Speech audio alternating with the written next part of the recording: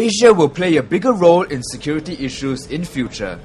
That was Minister for Defence Dr. Ng Eng Hen's assessment after a luncheon with defence ministers and experts from all over the world at the 10th International Institute for Strategic Studies Asia Security Summit.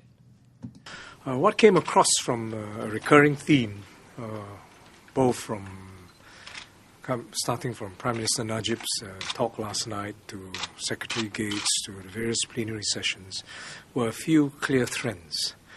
That one, the economic weight, the political weight, and the modernization of the militaries increasingly shifting eastwards to this part of the world, from Atlantic to Pacific.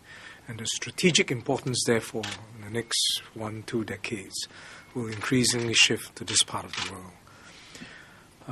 The second increasing trend was how complex security challenges are. Whether it's piracy, whether it's drug trafficking, human trafficking, natural disasters, security issues are increasingly complex and transnational. Dr. Ng also said that Singapore should work with her neighbours and offer humanitarian assistance for disaster relief.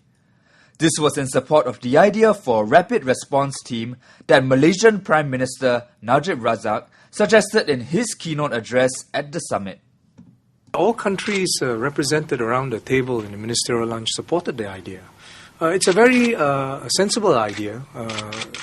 We don't know when natural disasters will strike. No one country, if the scale of disaster is large, will have the capacity to respond quick enough and decisively enough. And those conditions, two conditions, obviously point to a need to have some pre-planning, to risk sharing, if you like, and resource sharing.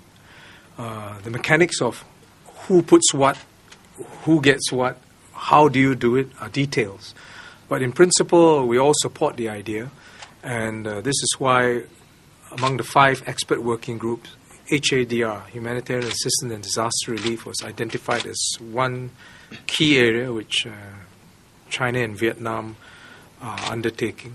And we look forward to them proposing a plan, and I think where we can, it will be to our interests as well for Singapore to participate, because one never knows.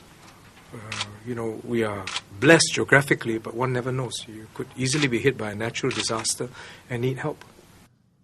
Earlier on Saturday, retiring U.S. Secretary of Defense Dr. Robert Gates spoke at the first plenary session of the summit on emerging security challenges in the Asia-Pacific. Dr. Gates, who is on his final overseas trip before stepping down on June 30th, said that the U.S. military will continue to play an active role in Asia and will increase its port calls, naval engagements, and multilateral training in the region. In Singapore, we are strengthening our bilateral defense relationship within the context of the Strategic Framework Agreement and pursuing more operational engagement, most notably by deploying U.S. littoral combat ships to Singapore. We are examining other ways to increase opportunities for our two militaries to train and operate together, to include pre-positioning supplies to improve disaster response, improving command and control capabilities, and expanding training opportunities to help prepare our forces for the challenges both militaries face operating in the Pacific. The IISS Asia Security Summit provides a platform for discussion among defense professionals around the world and will see some 27 delegations over 3 days at the Shangri-La Hotel. Check out our other clips for more on Dr. Ng Eng Hen's interview with the media and Dr. Robert Gates' address.